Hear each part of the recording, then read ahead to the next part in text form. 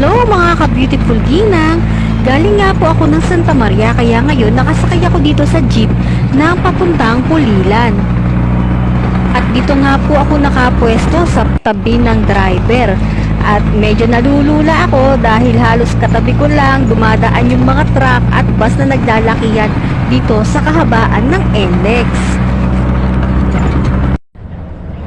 At nakababa na nga ako ng jeep at nandito na ako sa Pulilan. Sumakay na nga po ako ng bus papuntang San Miguel.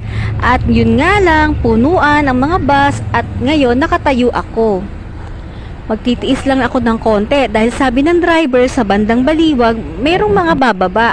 Kaya aantayin ko lang makababa yung iba na nakaupo. Baka makaupo na rin ako mamaya-maya lang. At nandito na nga kami sa Baliwag mga ka-beautiful ginang. Nagbabaan na nga ibang pasahero. Kaya ito, nakaupo na ako.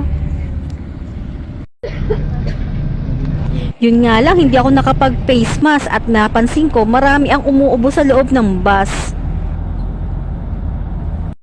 At ito na mga ka-beautiful ginang, nandito na ako sa San Miguel. Usapan nga namin dito kami makikita sa Jollibee. Pero hindi ko sila naabutan dito at nainip na.